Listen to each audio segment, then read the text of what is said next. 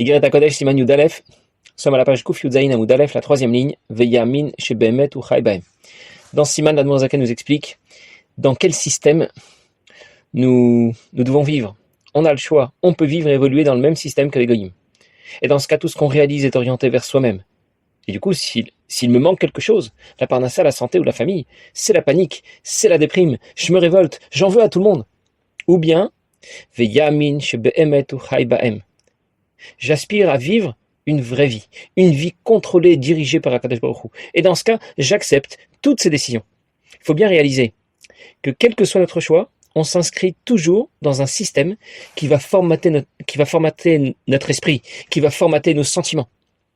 La question est de savoir quelle est l'origine, quelle est la forme, quel est le système de ce formatage. Je peux être formaté par la société moderne, ou bien je peux être formaté par les concepts de la Torah. Dans le monde moderne, on pense faire ses propres choix, être libre.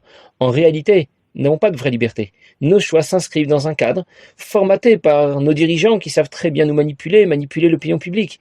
Le bonheur et la liberté dans le monde moderne, le projet de vie qu'on veut te faire choisir, c'est de faire un bac+5, gagner de l'argent, consommer, cotiser bien sûr pendant 50 ans. Et pour finir dans un EHPAD, laisser derrière toi 5 millions d'euros. Voilà le bonheur, vive la vie. La société moderne souhaite nous formater dans ce système. Mais je ne suis pas obligé d'accepter. Je peux choisir d'être formaté par la Torah, par Akadosh Baruch Hu, et c'est alors qu'on parlera d'une vraie liberté. En d'autres mots, on n'échappe pas à un formatage, mais on peut choisir le système de fichiers. Et il dit, V'chol tzrachav, v'chol inyanav, mishtalshelim be'emet, piprat et pratiotem, shelom misitra acha. Tout ce qui me concerne ne provient pas de ce qui s'oppose à l'Akdusha Medakadosh Baruch Hu, qui m'a Hashem mitzvah de Gever Konenu, le Pasuk dit, c'est Dieu qui guide les pas de l'homme. Ve'en mila, le Zaken ne cite pas l'intégralité du pasuk, en mila bilshon en Hashem yadat akula. Il n'y a pas de mots que je puisse dire qu'Hashem ne connaisse déjà, mais la Zaken ne cite que le début, les deux premiers mots de ce pasuk, en mila, et il rajoute un choulé, etc. Vim ken akol tov betach litrak shen musag, donc tout est bien, sauf que c'est un bien qui n'est pas perceptible. Bien, la Zaken nous invite à considérer que Dieu gère la création et tous les événements qui s'y produisent dans tous les détails. Et dans ce cas, je suis persuadé que tout ce qui m'arrive, c'est le résultat de sa décision, la décision de Dieu. C'est celle que Dieu a prévue. Et l'Admor Zaken rapporte le premier mot du pasuk de ce Teilim Kuf Lamed 139. En mila bilshoni en Hashem yadat achula. Il n'y a pas de mot que je puisse dire qu'Hashem ne connaisse déjà. Ça veut dire que Dieu gère toutes les paroles que je vais prononcer. Dans le pasuk qu'on a cité précédemment, c'est écrit mais Hashem mitzad gever konenu. Dieu guide les pas de l'homme.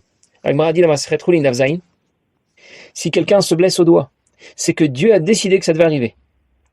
Alors en conclusion, tous les domaines sont couverts. Dans l'action, mais Hashem mitzad gever konenu. Dans la parole, ein mila, et il nous manque quelque chose, n'est-ce pas? Il nous manque la pensée. En réalité, ce domaine, le domaine de la pensée, n'échappe pas non plus à Kadosh Baruch Hu. Et c'est ce que l'Admor Zaken veut nous dire en allusion. Quand il ne termine pas le pasuk ein mila bilshoni, il rajoute seulement un choulé, etc. Parce que le pasuk termine bien par les mots en Hashem yadat achula. Hashem les connaît tous, Hashem connaît toutes mes pensées. Mais le Targum Onkelos traduit en Hashem yadata marchevot kulam, que Dieu connaît et maîtrise toutes nos pensées. Alors je récapitule. L'ensemble de ce qui survient dans la création est contrôlé par Akadosh Baruch Hu. Quel que soit le domaine de l'action, le domaine de la parole ou celui de la pensée. Et puisque Dieu contrôle l'intégralité de la création, dans tous les domaines et dans tous les détails, rien de mal ne peut survenir. Tout est bien. Mais ce bien n'est pas toujours perceptible pour nous. Le fait de savoir que tout est bien, eh bien tout de même, akol tov betachlit, comme dit l'Admor Zaken, ça nous permet déjà de faire le bon choix. Autre mot, je préfère le bien que Dieu m'apporte, même si je ne le perçois pas comme quelque chose de bien. Mais je préfère vivre dans cette réalité, dans la réalité de Dieu, dans un bien réel, plutôt qu'un bien que j'aurais perçu comme bien, j'aurais perçu comme tel, mais qui n'en est pas vraiment un. Je ne veux pas vivre dans un bien illusoire, je ne veux pas vivre dans le mensonge. Ou ben munazo. Et avec cette émouna, avec cette confiance en Dieu, c'est de cette manière que les choses vont être transformées, que le bien va apparaître. Chez Bemunazo, avec cette foi et cette confiance en Dieu, chez Ma'amin, lorsqu'on va croire que le mal qui apparaît a priori, Kol Chayuto Mitov Aelion, mais il provient en vérité d'un bien suprême, chez Chochmato Yidbarech, que l'on a appelé Chochma, et Chochma chez la Moussaget. Chochma n'est pas perceptible. Alors je comprends que le bien qui émane de Chokhmah n'est pas non plus perceptible. Mais c'est bien Vehi Eden chez le Malam Olamaba, puisqu'il s'agit du Eden qui est à l'origine et qui précède l'Olamaba. Alors quand j'en suis persuadé, et quand j'ai une totale confiance en Akadosh Baruch Hu, Arebe Munazo, eh bien cela va faire que les choses vont être transformées. Avec cette Emouna, Nichlal ou Mitale Bemet à Ramdoumé, eh bien le mal qui était apparent au départ va s'élever et laisser apparaître Betov à Eliana Ganouz, le bien qui était caché. Ça veut dire que quand on s'engage à y croire, quand j'accepte d'adhérer à l'approche que nous recommande ici l'Admor Zaken, je ne comprends pas pourquoi j'ai tant de problèmes, mais j'accepte. Je sais que je suis entre de bonnes mains. Je sais que tout cela est bien. Quand je vais y croire, le bien qui était caché dans une enveloppe négative va finir par apparaître. Le bien va se révéler. Tout est bien. Tout ce qui se passe dans ce monde est bien. Et parfois, ça n'apparaît pas. Ça apparaît dans un cadre négatif, dans une enveloppe négative. Et parfois, ça apparaît clairement. Alors, on ne demande pas à Dieu d'être moins sévère, d'être moins rigoureux avec nous, d'être plus gentil avec nous. On lui demande que le bien qu'il nous apporte ne soit pas un bien caché dans une enveloppe négative, dans des événements malheureux. On lui demande que ce bien soit un bien qui se révèle, un bien révélé. Et quand j'y crois, quand je crois que tout ce que Dieu décide, c'est bien, eh bien c'est de cette manière que je permets d'obtenir que le bien se révèle. Je rapportais l'autre fois l'exemple de ce père qui se cache pour que son petit garçon le recherche. Il joue à cache-cache avec son petit garçon. Et c'est justement quand le petit garçon dit à son père, « Je sais que tu es là, pas la peine de te cacher, je vais finir par te trouver. » Que fait son père?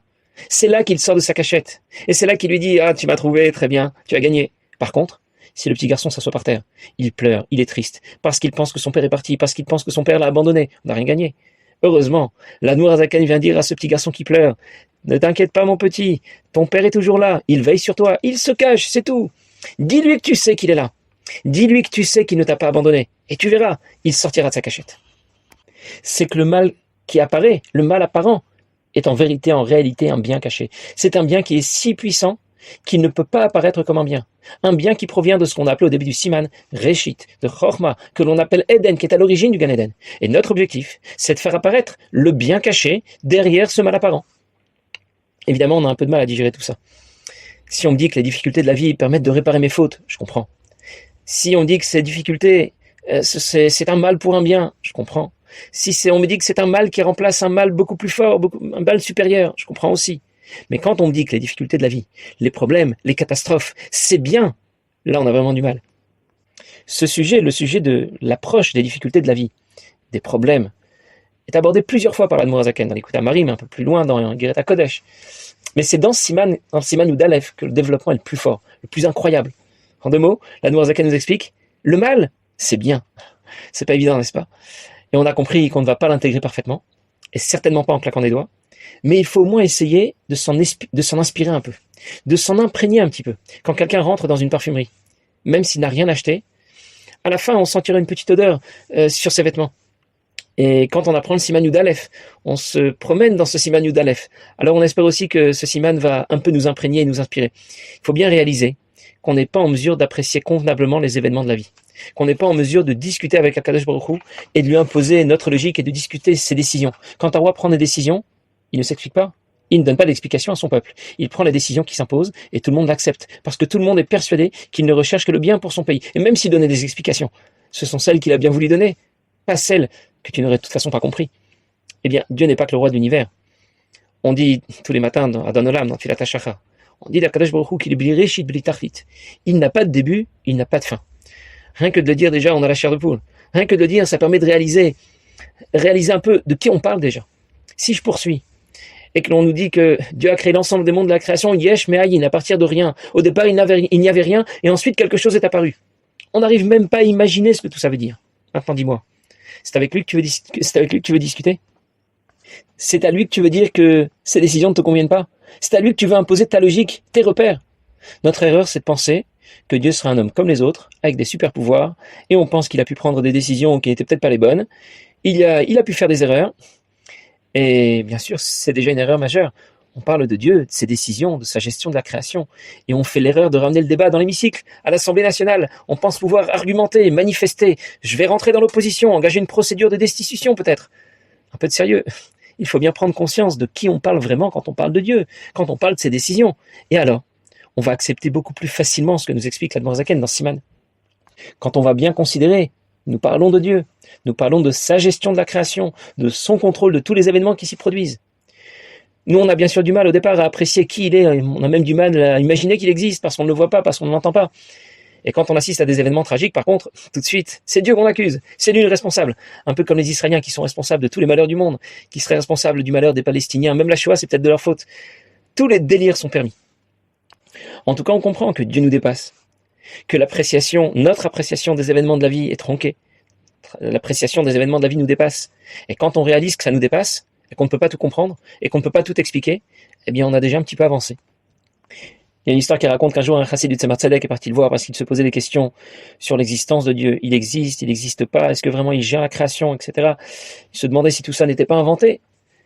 Alors le Tzemar Tzedek lui a dit, tu sais qu'il y a un tsar de toute la Russie? Il a dit, oui, bien sûr, je le sais. Il lui dit, mais tu l'as vu un jour, tu l'as entendu parler, il t'a déjà parlé? Il dit, non, pas du tout, mais je sais qu'il existe. Il dit, comment tu sais? Peut-être c'est une invention, peut-être il n'y a pas de tsar, il n'y a pas de tsar, il n'y a pas de roi. Alors notre chassid lui a dit, oui, mais j'ai un ami qui habite à Pétersbourg, et lui, il m'a raconté qu'un jour il l'a vu, et il lui a parlé. Alors le Tzemar Tzedek lui a dit, peut-être que ton ami t'a raconté des histoires, peut-être que ce sont des blagues. Et notre chassid lui a dit, non, je sais que je peux lui faire confiance, c'est quelqu'un de bien, et quand il nous dit quelque chose, quand il dit quelque chose, je sais que c'est vrai, je sais que c'est quelqu'un de fiable. Alors le Tzemar Tzedek lui a fait un grand sourire et il lui a dit, et moi, tu crois que je suis fiable? Tu crois que tu peux me faire confiance? Ça veut dire que quand les Rebbeim, l'Admor Zaken, le Tzemar Tzedek, nous parlent d'Akadosh Baruch Hu, nous développent l'approche que l'on doit avoir par rapport aux événements de la vie, par rapport à l'existence de Dieu, eh bien, on doit savoir qu'ils sont fiables, on doit savoir qu'on peut leur faire confiance. Quand par contre, je veux comprendre et expliquer le mécanisme qui permet les prises de décision de Dieu, je commets une erreur grossière. Le passou dit dans Ishaya, Kilo marchevotai marchevotechem, mes pensées ne sont pas comme vos pensées. Ça ne veut pas dire que les pensées de Dieu sont supérieures aux nôtres. Ça veut dire que le mode de pensée de Dieu est complètement décalé par rapport au nôtre. Dieu n'a pas seulement une intelligence supérieure à la nôtre. Dieu a une forme d'intelligence qui nous est inconnue, complètement inconnue. Comme c'est écrit dans Tana d'Eveliaou. Antrakim vela bechokma idian, mais vin vela bevina idia. Ta sagesse, ta compréhension, ta logique sont une logique, une compréhension, une sagesse qui nous sont complètement inconnues. Alors en conclusion, tu ne peux t'en remettre qu'à Akadosh Baruch Hu. Fais-lui confiance. Il sait ce qu'il fait, et tout ce qu'il fait, c'est pour ton bien, même si tu n'en as pas l'impression. On pense que si on avait un peu plus de tranquillité, un peu moins de problèmes, on pourrait peut-être se consacrer davantage au service de Dieu, à étudier la Torah, à la pratique des mitzvot avec plus de sérénité. Mais rien n'est moins sûr. Le pasuk dit, Vaishman Yeshurun Vayivat. Les Bnei Israël se sont engraissés, quand tout va bien, ils se sont révoltés. Si tout va bien, si je n'ai plus aucune difficulté dans la vie, je serai vraiment tranquille, mais en même temps, je risque d'oublier Dieu. Je n'ai pas besoin de Dieu, j'ai besoin de personne. Je vais très bien comme ça. Et je risque d'oublier qu'il y a des règles à respecter dans la vie. Et c'est là la porte ouverte à tous les délires. Et c'est là que le déclin commence. Pour cette raison qu'on nous tient toujours en flux tendu, Dieu maintient toujours une certaine pression. Il sait que c'est sous pression que l'on peut faire sortir l'huile des olives. Et c'est en maintenant cette pression que Dieu nous aide à avancer, à progresser.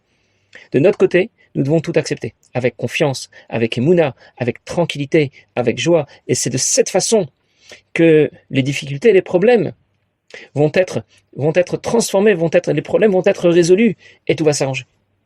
On raconte qu'un jour, un chassid a rendu visite au Tzemar Tzedek, et le Tzemar Tzedek lui a montré beaucoup de proximité, il l'a beaucoup rapproché. Et le Rabbi Maharash était très étonné, son fils, le fils du Tzemar Tzedek, était très étonné de voir quelle proximité il montrait à ce chassid qui avait l'air d'un simple chassid. Il a demandé au Gabbai, au secrétaire du Tzemar Tzedek, s'il le connaissait. Il ne le connaissait pas. Alors il a demandé à d'autres personnes s'il le connaissait. Il a dit oui, vaguement, c'est un simple chassid.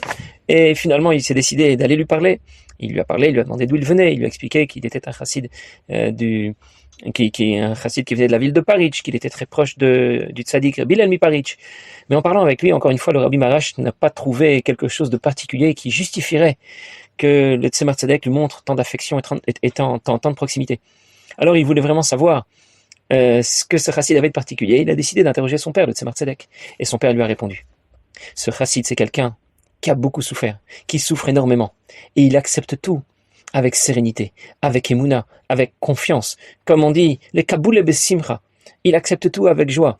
Ça ne veut pas dire qu'il sort et qu'il danse toute la journée, mais il accepte tout tranquillement en sachant qu'il est entre de bonnes mains, que Dieu gère ses affaires. C'est un grand lamdan. Il connaît beaucoup la chassidoute, mais personne ne fait attention à lui.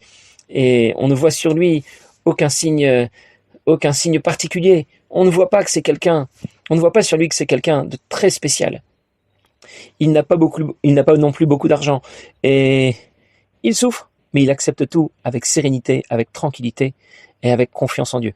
Et après avoir terminé, le Tzemar Tzedek a dit à son fils, quelqu'un comme ça, c'est quelqu'un qui mérite que le bien qui était dans cette enveloppe négative, que le bien se révèle, qu'il ne connaisse qu'un bien clair et révélé. Il passait ensuite une certaine période, et c'était que 3 ans plus tard que le Rabbi Marash a vu revenir ce chassid. Cette fois, il était accompagné d'un groupe. Il avait organisé un voyage. Tout un groupe avait voyagé à ses frais. Lui-même était devenu très riche et il avait pu payer le voyage à tous ceux qui l'accompagnaient. Le Rabbi Marash a compris que les brachot du Tzemar Tzedek s'étaient réalisés. La sérénité, la tranquillité, la confiance avec laquelle il a abordé ses problèmes dans la vie ont fait que ces problèmes ont été résolus. Alors le Rabbi Marash a demandé au Tzemar Tzedek, il a demandé à son père, mais comment as-tu fait pour voir cela sur lui? Comment as-tu fait pour deviner qu'il s'agissait de quelqu'un de si spécial? Alors le Tzemar Tzedek lui a répondu, mon grand-père, l'Admour Hazaken, m'a donné en héritage les lunettes du Baal Shem Tov. Et c'est avec ces lunettes, quand c'est nécessaire, eh bien, on peut les utiliser, on peut voir clairement la réalité.